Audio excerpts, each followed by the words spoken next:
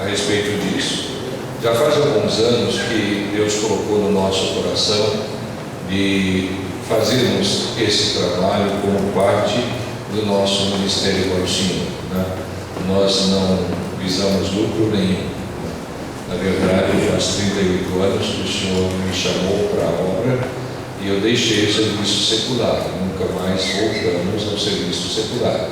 Nós vivemos pela fé e nós temos muitas experiências grandiosas com o nosso Deus. Ele realmente é grande e maravilhoso. E nós não dependemos disso, né? Dependemos do Senhor. Então, o preço que colocamos aqui é R$2, é R$3, é só para cobrir despesa da impressão e também do correio. E, na verdade, não é uma gráfica, né? Mas é um serviço mais artesanal, feito lá por nós, né? Mas tem sido uma bênção para muitos lugares do nosso país e muitos irmãos eles têm sido abençoados com a literatura. O kit número 1, por exemplo, nós temos o assunto que nós estamos estudando, batismo com Espírito Santo. Da mesma forma, enfocamos temas, né? Batismo, barulho, dom de línguas e a plenitude do Espírito. Depois nós temos os julgamentos de Deus, são 7 julgamentos, que também é um assunto precioso, né? Dízimo, uma questão de fé, também é um assunto bem, como o pessoal fala, polêmico, né?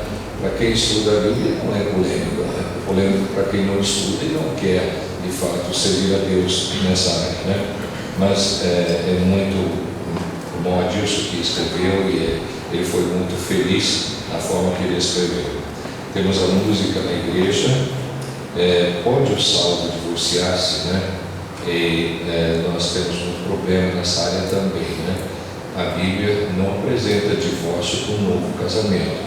A Bíblia só apresenta divórcio como separação em caso permitido pelo Senhor, que seria fornicação, né? Assim por diante. Não existe divórcio como novo casamento. O casamento não se dissolve. O que dissolve o casamento é só a morte do companheiro, né? Então, quando morre, o outro está livre. Não tem outro jeito e ninguém pode nos dizer o contrário. Isso é o que está na Bíblia, no Velho Testamento, no Novo Testamento. Então, seria bom você ler esse livro. Não foi eu que escrevi, foi o Adilson também. Estudo sobre o véu. As irmãs precisam ter convicção, né? Do uso do véu. Nós sabemos que em alguns lugares, eles estão abandonando as palavras de Deus, estão deixando de lado, né? As irmãs estão deixando de usar o véu, estão desobedecendo a palavra por causa de falta de conhecimento, de convicção. Então a gente precisa ter convicção da palavra, né? E, é um livrinho pequeno. Então, o objetivo de fazer livros pequenos não é preguiça, não, né? É exatamente para a pessoa ler, porque é difícil para uma pessoa ler um livro grosso, né? Só se ele está acostumado a ler muito na escola, tudo, aí ele pode ler, mas se não, a maioria não vai ler, não, vai encostar no livro logo, né? Então nós fazemos livros pequenos, doutrinários, exatamente para a pessoa ler com facilidade, né? Nós temos sobre a ceia do Senhor também, temos estudos sobre Maria e temos usos e costumes, né? E enfocando alguns aspectos da mulher. Depois no kit 2 nós temos quem creu precisa saber, as 70 semanas de Daniel, que é profético, né? E é muito importante. As 70 semanas é o relógio de Deus, né? Mostrando em detalhes os planos do passado até o futuro. Então nós devemos ler. O servo que Deus chama, esse é um aspecto de missão, né? Baseado em Isaías 6. Estudo sobre como abrir uma reunião. 9 passos para fortalecer a sua fé. O que acontecerá ao mundo? Esse também é profético, uma tradução, e às vezes é difícil a tradução, mas foi traduzido e nós estamos divulgando. Você pode entender muito a respeito do anticristo, da besta e tudo, lendo esse livro, né? O que acontecerá ao mundo. A Bíblia e a família. Aí nesse livro, então está sendo abordado o namoro casamento, né? E às vezes uma pitadinha também de divórcio. A igreja e o obreiro. Às vezes um irmão fala: olha, Deus está me chamando para a obra, né? E a igreja fica vendida aqui, como agir, como fazer, né? Então, aí nós temos instruções de como a igreja deve agir numa ocasião assim, numa necessidade dessa. Serviço público da igreja também é mais ou menos semelhante só que com mais detalhes, né? Como abrir uma reunião. É do nosso saudoso irmão Sr. Soares, e com permissão nós estamos imprimindo.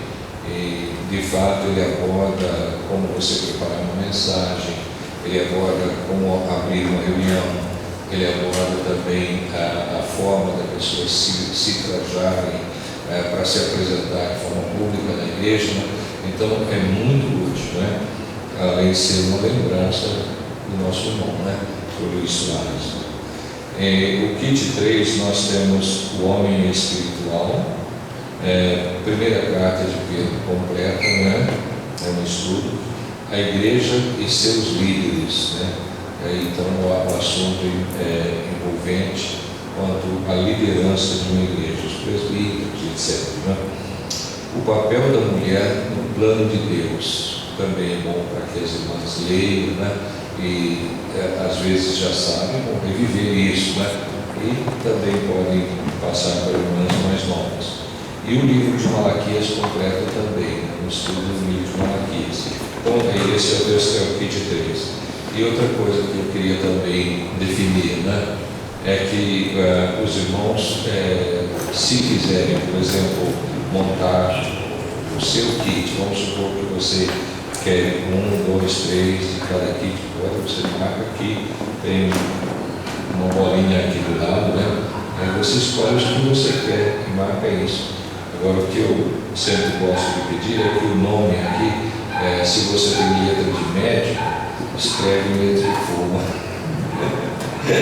Às vezes a gente tem dificuldade de entender o nome, entender o endereço, né? Então procura colocar direitinho. Às vezes sua letra é uma letra de médico mesmo, né? Então põe letra de forma, assim, não tem problema que a letra de médico é importante, né? Mas escreve com letra de forma, tá? Tá bom. E depois você entrega. Quando chegar na sua casa, aí você vai no banco e depois entra para o tá? Não precisa se preocupar com isso agora, só quando chegar. Tudo bem? Muito bem. Se tiverem dúvida, depois falam mais com a gente. Vamos então para Atos capítulo 2 novamente.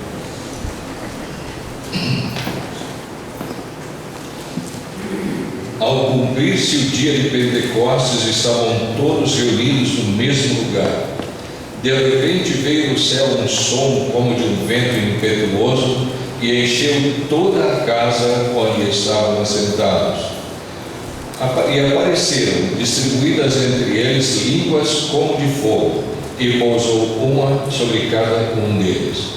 Todos ficaram cheios do Espírito Santo e passaram a falar em outras línguas, segundo o Espírito lhes concedia que falassem. Ora, estavam habitando em Jerusalém judeus, homens piedosos, vindo de todas as nações debaixo do céu. Quando, pois, se fez ouvir aquela voz, afluiu a multidão, que se possuiu de perplexidade, porquanto cada um os ouvia falar na sua própria língua. Estavam, pois, atônitos e se admiravam, dizendo: vede, não são porventura galileus todos esses que aí estão falando? E como os ouvimos falar, cada um em nossa própria língua materna? Somos partos, medos, elamitas e os naturais da Mesopotâmia, Judéia, Capadócia, Ponto e Ásia, da Frígia, da Panfilha, do Egito, das regiões da Líbia, nas imediações de Cirene, e romanos que aqui residem, tanto judeus como prosélitos, cretenses e arábios, como os ouvimos falar em nossas próprias línguas as grandezas de Deus. Todos, atônitos e perplexos, interpelávamos aos outros: que quereis dizer? Outros, porém, zombando, diziam: estão embriagados. Que o Senhor acrescente a sua bênção a essa leitura da Sagrada Palavra. Ontem nós tivemos o privilégio de estar olhando para o assunto que estamos tratando, e nós temos então aprendido algumas lições.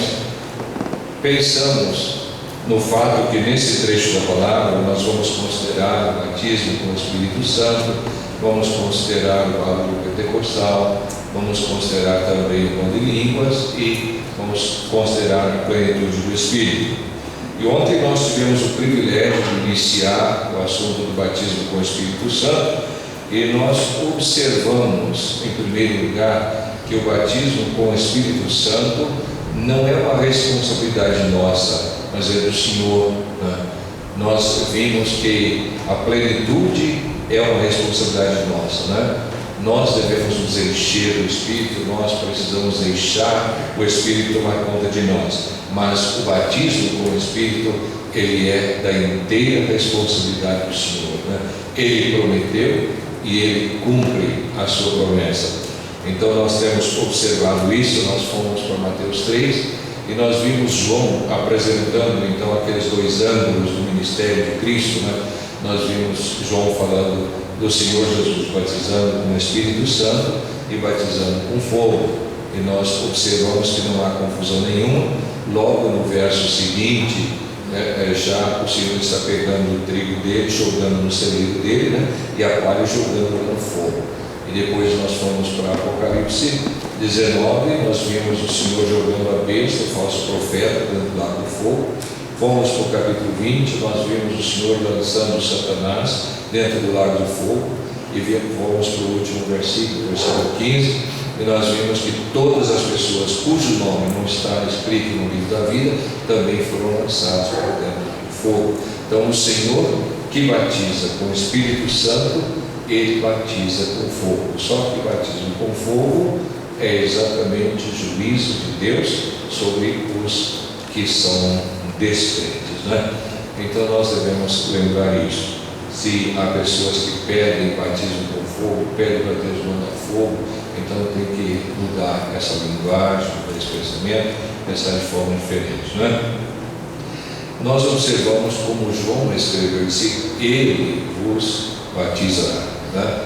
Então isso confirmando o ponto que nós destacamos, que o batismo com o Espírito Santo é da responsabilidade do Senhor. Nós fomos para João 14 e nós vimos o Senhor Jesus Cristo dizendo: Eu rogarei ao Pai e Ele nos dará outro Consolador, né? Capítulo 16, ele disse: olha, é necessário que eu vá, porque se eu não for, o Consolador não virá, mas se eu for, eu o enviarei, né? Então o Senhor Jesus Cristo enviando o Espírito, no capítulo 16, e nós vimos então no capítulo 10 que o Senhor Jesus e o Pai são um, né? Então é uma verdade que se destaca na palavra. E nós temos então observado isso. E nós pensamos então um pouquinho também o que nós devemos fazer para ser batizados com o Espírito Santo. Acho que os irmãos devem estar lembrados, né, do que nós comentamos ontem.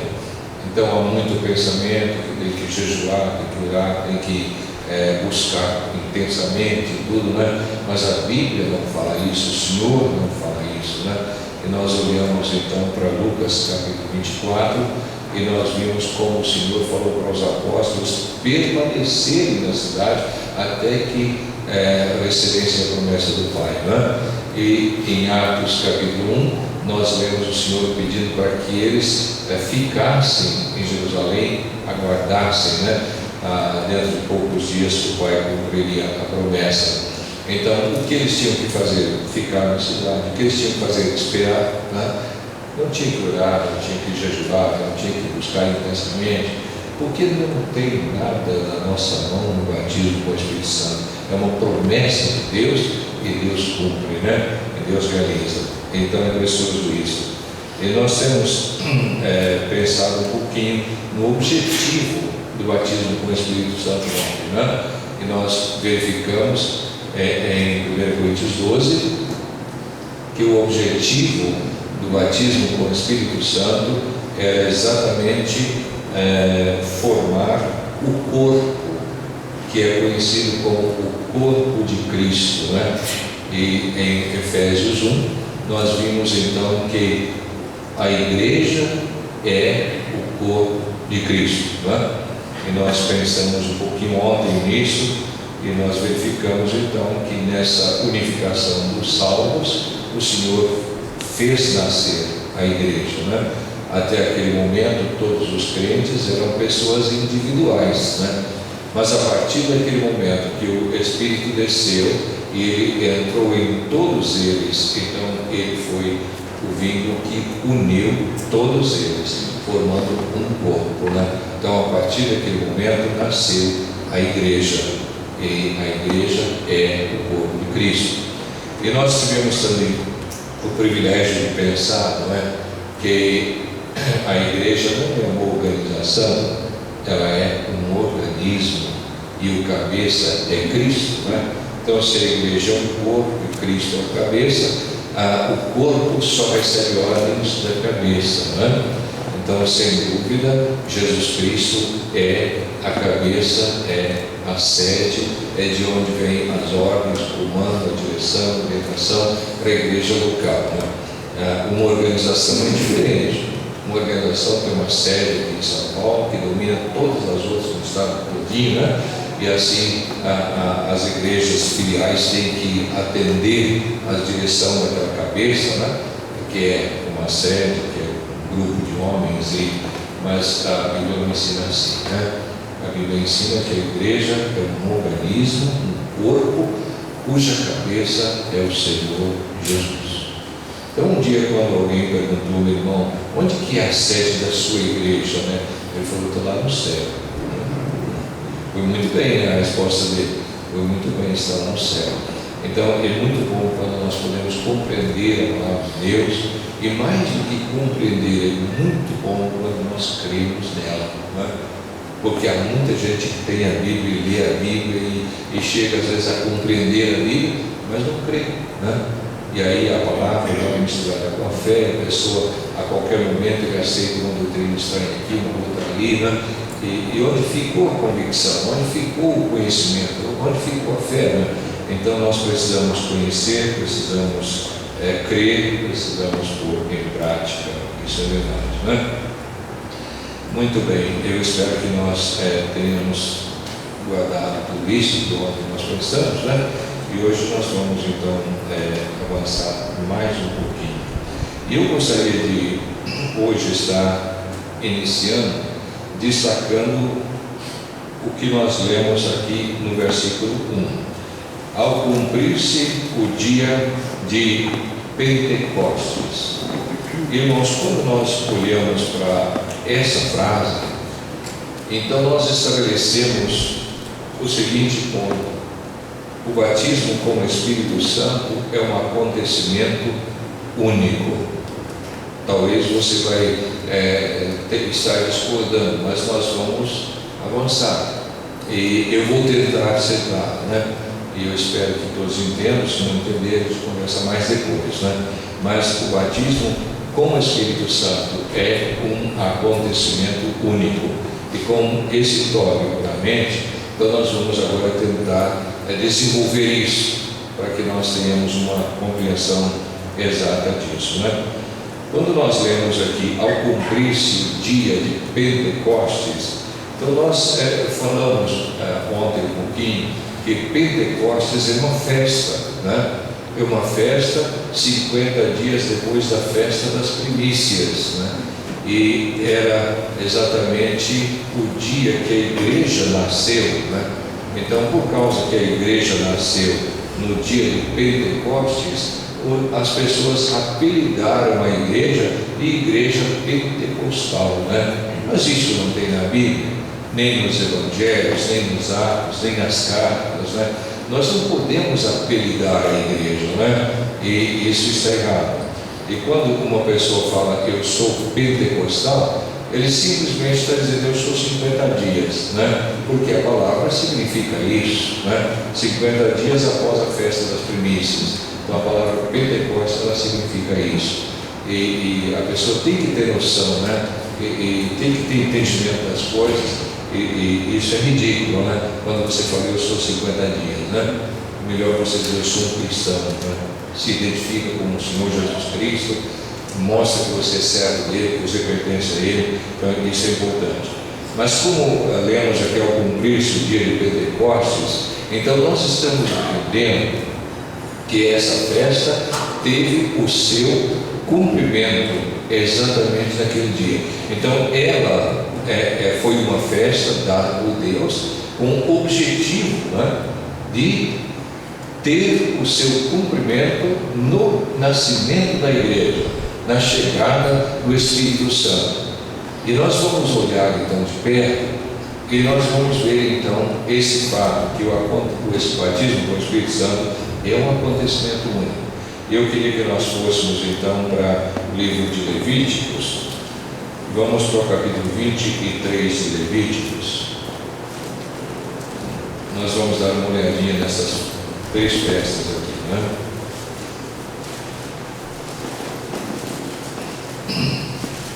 Levíticos 23.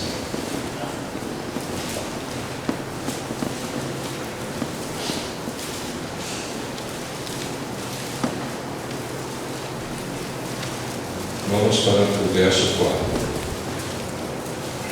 São estas as festas fixas do Senhor, as santas convocações que proclamareis no seu tempo determinado.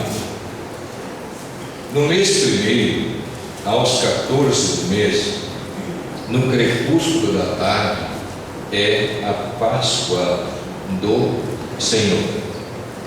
Aos 15 dias deste mês é a festa de pães asmos do Senhor.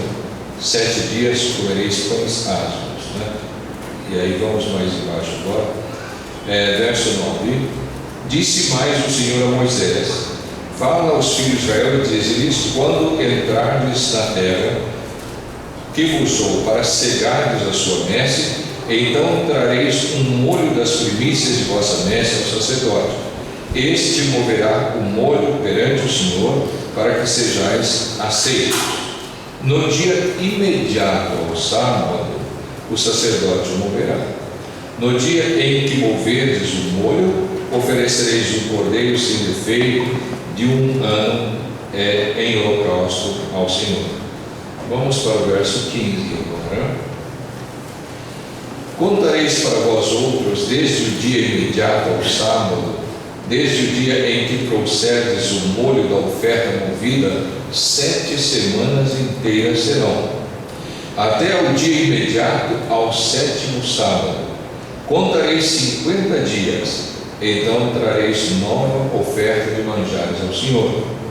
Das vossas moradas trareis 2 pães para serem movidos, de 2 dízimos de 1 efa de farinha serão, levedados se cozerão, são primícias ao Senhor. Até aí é suficiente. Nós vamos agora pensar um pouquinho nessas 3 festas. Aliás, lemos de 4, mas vamos pensar na Páscoa, nas primícias e em Pentecostes, né? E nós vamos então ter em mente o fato que o batismo com o Espírito Santo é um ato único e que hoje não se repete daquela forma, né? Vamos para o livro de Êxodo, capítulo 12 agora, né?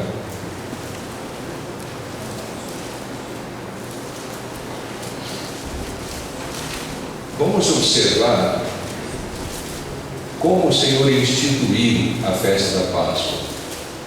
E vamos então perceber através desta instituição o plano de Deus e o que Ele queria estabelecer, o que Ele queria ensinar, não é?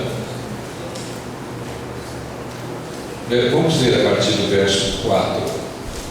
Mas se a família for pequena para um cordeiro, então convidará ele o seu vizinho mais próximo, conforme o número das almas, conforme o que cada um puder comer. Por aí calculareis quantos bastem para o cordeiro. O cordeiro será sem defeito, macho de 1 ano. Podereis tomar um cordeiro e um cabrito e o guardareis até o 14º dia deste mês. Todo o ajuntamento da congregação de Israel o imolará no crepúsculo da tarde. Tomarão do sangue e o porão em ambas as ombreiras, na verga da porta, nas casas em que comer, Naquela noite comerão a carne assada no fogo, com pães asmos, ervas amargas a comerão. Não comereis do animal nada cru, nem cozido em água, porém assado em fogo, a cabeça, as pernas e a fressura. Nada deixareis dele até pela manhã, o que porém ficar até pela manhã, queimá-lo-eis. Desta maneira o comereis: lombos cingidos, sandálias nos pés, cajado na mão. Comer-o-eis à pressa, é a Páscoa do Senhor. Até ali é suficiente, né? Vamos pensar um pouquinho no que nós acabamos de ler aqui, né? O Senhor está estabelecendo o que nós conhecemos como a Páscoa, que é uma festa ligada com a nação judaica, né? E é de fato uma lembrança, um memorial da saída deles do Egito, da libertação deles da opressão egípcia. E a Páscoa foi instituída pelo Senhor como uma figura de uma realidade tão presente para nós, né? No versículo 4, o Senhor está ordenando que eles escolhessem, né, um cordeiro. É interessante a gente observar no verso 4: mas se a família for pequena para um cordeiro, então convidará ele ao seu vizinho mais próximo, conforme o número das almas, conforme o que cada um puder comer. Por aí calculareis quantos bastem para o cordeiro, né? Então o cordeiro é suficiente aqui, não é? E o Senhor está mostrando através dessa expressão que o cordeiro é suficiente, e as famílias têm que ser escolhidas de acordo com o plano de Deus. Mas no verso 5, o cordeiro tem que ser sem defeito, macho de 1 ano, né? Os judeus teriam que pegar o cordeiro no 10º dia e teriam que guardar o cordeiro até o 14º dia. Eles iam imolar o cordeiro no 14º dia, mas no crepúsculo da tarde. E aí vem as outras instruções, né? Eles deveriam tomar o sangue, passar nas ombreiras, perto das portas, né? Deveriam comer a carne, pensar, tudo são lições de Jesus Cristo para nós, né? Porque a Páscoa, ela foi dada por Deus como uma figura da realidade que era o Senhor Jesus Cristo, a sua morte na cruz do Calvário, a obra da redenção. Então é muito precioso quando nós entendemos isso, irmãos. Vocês vão saber por que eu estou falando, né? Nós vamos continuar pensando aqui. Quando nós olhamos para o nosso Senhor Jesus Cristo, então eu queria que nós pensássemos um pouquinho nele, né? Em João capítulo 1 e verso 29, João Batista vê o Senhor Jesus chegando e ele aponta para o Senhor e ele disse assim: eis o Cordeiro de Deus. Interessante, né? Que tira o pecado do mundo. Eis o Cordeiro de Deus que tira o pecado do mundo. Talvez a gente nunca para pensar em detalhes, né? Mas o Senhor Jesus Cristo é o Cordeiro de Deus. E esse Cordeiro da Páscoa era uma figura do Cordeiro de Deus, que era o Senhor Jesus Cristo. E o Senhor Jesus Cristo, de fato, como Cordeiro de Deus, preencheu todos os requisitos da Páscoa, né? E nós vimos então aqui na Páscoa que o cordeiro tinha que ser macho de 1 ano e sem defeito, não é? Sem defeito. E é interessante porque nós sabemos que nesse mundo habitou um homem perfeito em todos os sentidos, né? Um homem para quem ninguém podia apontar o dedo e acusar de qualquer pecado. E esse homem foi o Cordeiro de Deus. Por que chamado Cordeiro de Deus, né? Olha para Hebreus capítulo 10. Carta aos Hebreus, e veja o capítulo 10.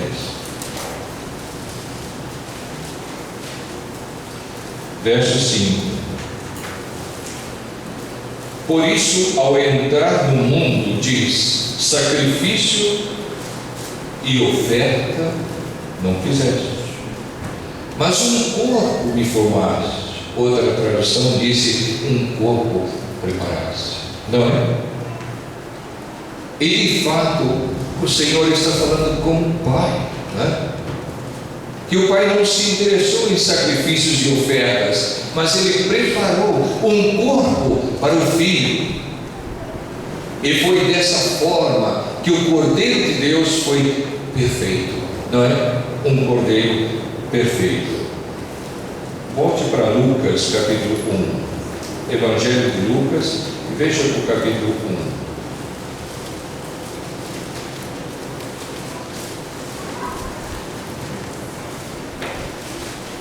Verso 34.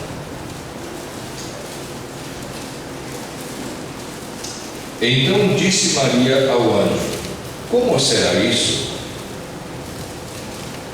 Pois não tenho relação com homem algum. Respondeu-lhe o anjo: descerá sobre ti o Espírito Santo, e o poder do Altíssimo te envolverá com a sua sombra. Por isso também o ente santo que há de nascer será chamado Filho de Deus. Deus está usando uma virgem, uma moça sem contato nenhum com o homem, uma moça espiritual, uma moça que era uma serva de Deus, e Deus está usando-a para trazer ao mundo o corpo de Cristo, de Jesus Cristo. Corpo me formaste. E Deus usa uma virgem. Ela disse: como pode ser isso, Senhor? Eu não tenho relação com homem algum. E é verdade, não é? É verdade.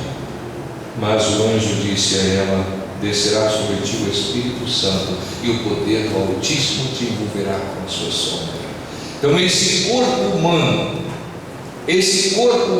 em tudo semelhante ao nosso, porém sem pecado, foi gerado por Deus, no ventre de uma virgem. O milagre de Deus, não é? E veio ao mundo um homem perfeito, para que tomasse o lugar dos imperfeitos. Era um plano de redenção estabelecido por Deus. Coisa fantástica, coisa maravilhosa. E quando você olha para o Senhor Jesus Cristo e a sua vida aqui nesse mundo, você descobre que de fato ele era um homem em todos os sentidos. Ele teve sede, ele teve fome, ele sentiu cansaço, ele estava exausto, né? Ele sofria dor, tudo aquilo que o ser humano sofre. Um homem perfeito, um homem sem pecado.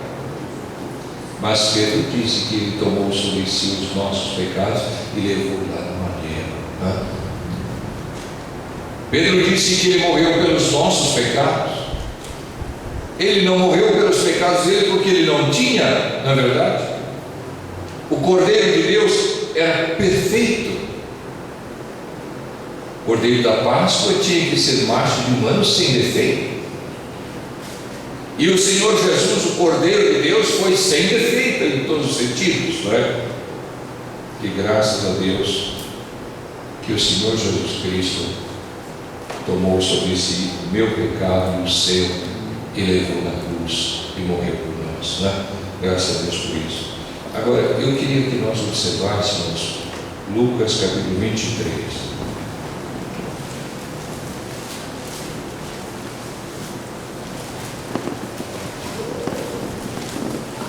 Veja o verso 4.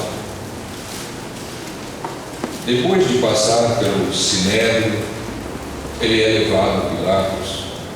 E Pilatos agora está julgando, não é, a causa do Senhor Jesus. E Pilatos não era um homem qualquer. Ele era capacitado para o serviço que ele fazia para o Império Romano. E ele estava julgando o Senhor Jesus Cristo. E ele disse no versículo 4: disse Pilatos aos principais sacerdotes e às multidões: não vejo neste homem crime algum. Como ele podia ver num homem perfeito crime, né? Ele não viu em Cristo crime nenhum. Veja o verso 14. Disse-lhes: apresentaste-me este homem como um agitador do povo, mas tendo interrogado na vossa presença, nada verifiquei contra ele dos crimes de que o acusais. Nem tampouco Herodes tornou a enviar. É pois claro que nada contra ele se verificou digno de morte. Lembra que o cordeirinho na Páscoa era pego ao 10º dia e ele só era imolado no 14º dia?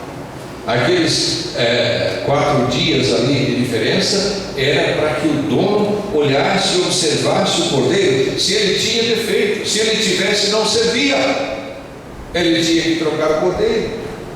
E nosso Senhor, ele foi provado, irmãos, não só pelos 3 anos e meio que ele se apresentou publicamente ao mundo, e ninguém podia acusá-lo de pecado, mas mesmo ali diante de Pilatos, um juiz capaz, julgando o Senhor, ele declarou por várias vezes que o Senhor era inocente, não tinha culpa de morte. Ele declarou que Herodes também não achou nele culpa de morte. A inocência do Senhor Jesus Cristo foi comprovada, a perfeição dele foi comprovada.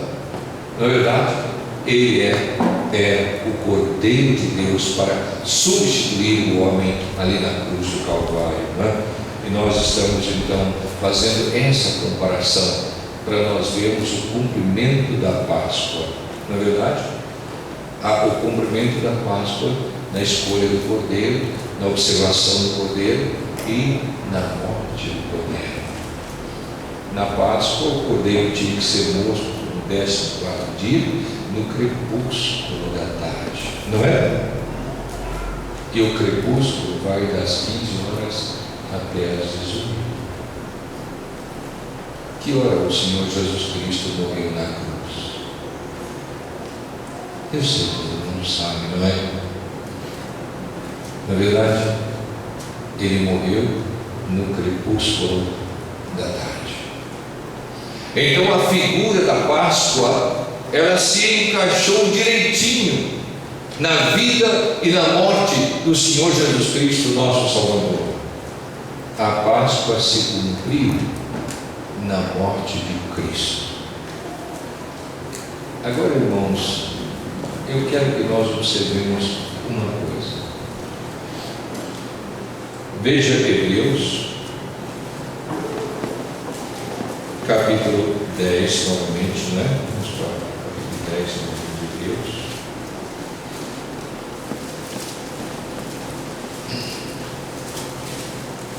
Versículo 10. Nessa vontade é que temos sido santificados, mediante a oferta do corpo de Jesus Cristo, uma vez por todas. Veja o verso 12. Jesus Cristo, porém, tendo oferecido para sempre um único sacrifício pelos pecados, assentou-se à destra de Deus. A morte de Cristo não se repete, não é verdade? A morte de Cristo não se repete. A Páscoa cumpriu na morte de Cristo. Eu sei que às vezes o pessoal não entende muito bem, nem mesmo o pessoal que segue a religião, mas a religião diz que quando o sacerdote levanta a hóstia, ela se transforma no corpo de Cristo. Quando ele levanta o cálice, o vinho se transforma no sangue de Cristo. É a doutrina chamada transubstanciação. Eles creem isso. E em cada ocasião que é realizada aquela cerimônia, o Senhor Jesus morre novamente, no pensamento, na doutrina da religião. Mas na Bíblia não, irmãos. O sacrifício do Senhor Jesus Cristo é único, não se repete, não é verdade? Realizado há quase 2000 anos atrás, é capaz de salvar, de purificar o pecador hoje. Qualquer pessoa que reconhece o seu pecado e chega ao Senhor e o aceita como Salvador, a obra do Calvário serve para a salvação dele. Ele recebe o perdão, ele recebe a purificação dos seus pecados, ele é salvo, porque o sacrifício de Cristo há 2000 anos atrás tem o mesmo valor hoje. Ele não se repete, um sacrifício perfeito, não é verdade? Então é precioso quando nós olhamos para isso, né? E aí a próxima festa que nós vimos em Levíticos 23 é a festa das primícias. E nós lemos aqui então na festa das primícias que quando eles colhiam a lavoura, essa festa era realizada exatamente na época da colheita, né, da lavoura.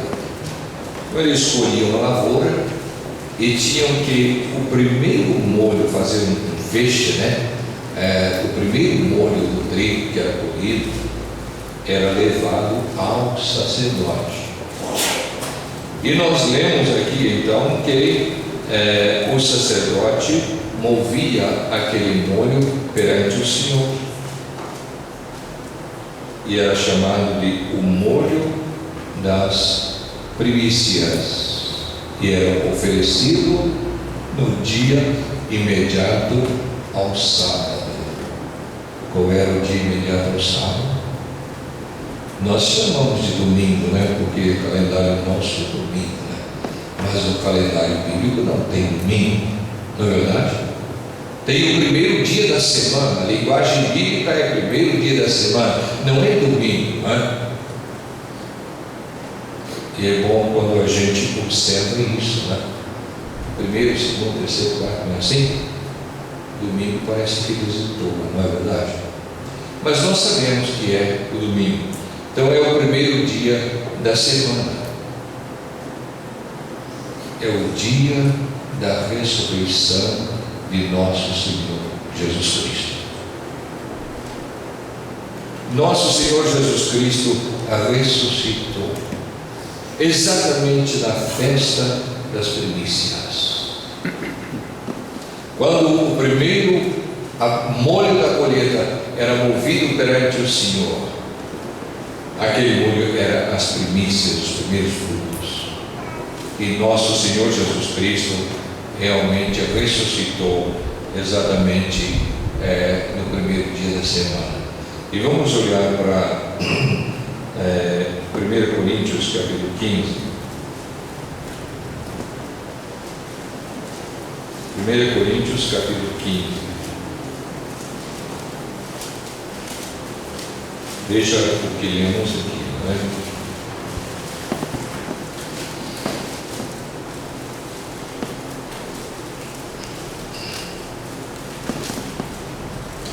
Verso 20.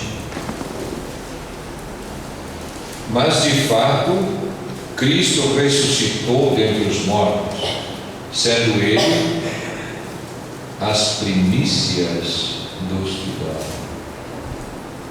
Nosso Senhor Jesus Cristo é as primícias dos que dormem. Os que dormem são aqueles que já morreram, são os salvos que partiram, né?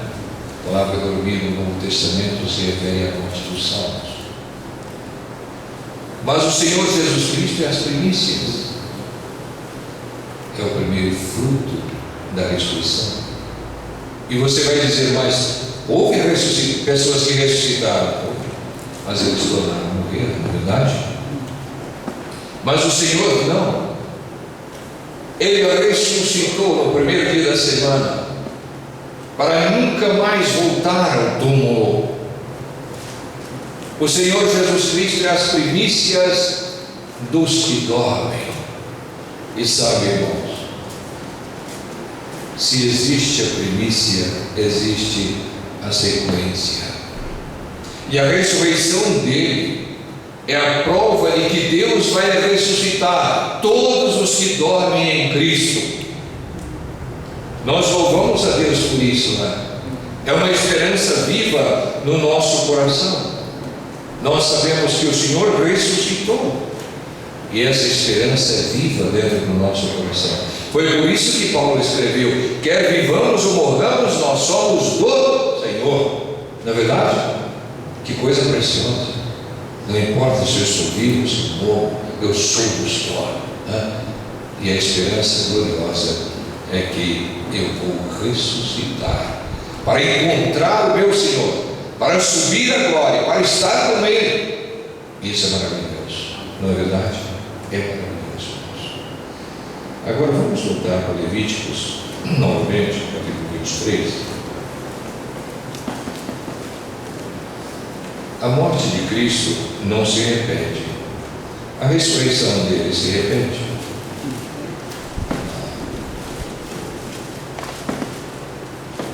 A ressurreição de Cristo também não se repete. Ele morreu uma vez, ele ressuscitou uma vez, uma obra concluída, e não há repetição dessa obra, não é verdade? Agora vamos para o verso 15. Contareis para vós outros desde o dia imediato ao sábado, desde o dia em que trouxestes o molho da oferta movida, 7 semanas inteiras, até ao dia imediato ao 7º sábado. Contareis 50 dias, então trareis nova oferta de manjares ao Senhor. Então a festa do Pentecostes, ela era 50 dias depois da festa das primícias. 7 semanas, 49 dias, mais um dia imediato, 50, né? Então a festa de Pentecostes acontecia no primeiro dia da semana. No primeiro dia da semana também, como primícias de Pentecostes eram festas realizadas no primeiro dia da semana. Mas tem algumas coisas interessantes aqui que nós lemos na festa de Pentecostes, que eu queria que nós então observássemos isso, né? Versículo 17: das vossas moradas trareis 2 pães para serem movidos, 2 dízimas de um efa de farinha serão, levedados se cozerão, são primícias ao Senhor. Depois, se você quer estudar mais sobre as festas, pode, né? Estudar. Mas nós observamos aqui uma coisa interessante que eu gostaria de compartilhar com os irmãos, né? Nós temos já observado a diferença, eu sei que os irmãos já leram, já sabem, né? A diferença entre a festa das primícias e Pentecostes. Na festa das primícias era o início da colheita. Então o primeiro molho era trazido e movido perante o Senhor. Mas a festa de Pentecostes era no fim da colheita. A colheita já passou. E agora o que eles trazem para mover diante do Senhor, para que o sacerdote mova diante do Senhor, são 2 pães, né? É bem interessante, não é? Agora eles já estão não com o molho de trigo, mas estão com o pão, né? Os 2 pães eles trazem para mover esses 2 pães diante do Senhor. Assim se procedia a festa de Pentecostes. Eram 2 pães, mas interessante também, não é? Nós vamos pensar depois nisso, né? Eram 2 pães e eram levedados, não é? Na Páscoa, na festa das semanas, das primícias, não tinha fermento. Mas agora tem, não é? Agora tem fermento. E então é bem interessante. Mas antes de falar sobre isso, eu queria que nós pensássemos um pouquinho no fato: por que 2 pães, não é? Não é sem razão que a festa de Pentecostes se procedia dessa forma. Eles tinham que realizar a festa seguindo as determinações do Senhor, e uma das determinações era que eles deveriam trazer 2 pães, e o sacerdote ia mover esses pães na presença do Senhor. 2 pães podem representar o fato que a igreja seria composta de judeus e gentios, porque Deus está trabalhando com a igreja até hoje. Antes ele trabalhava com a nação de Israel. Israel era o testemunho de Deus na terra. Quando nosso Senhor Jesus Cristo veio a Israel, estava ali, né?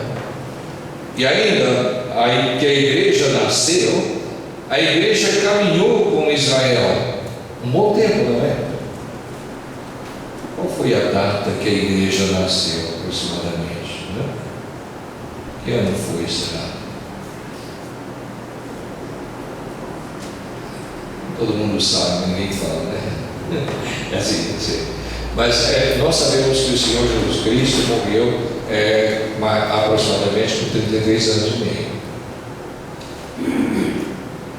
Ele ressuscitou e ficou 40 dias na terra, se apresentando ressuscitado. Voltou ao céu, e depois de 10 dias o Espírito veio.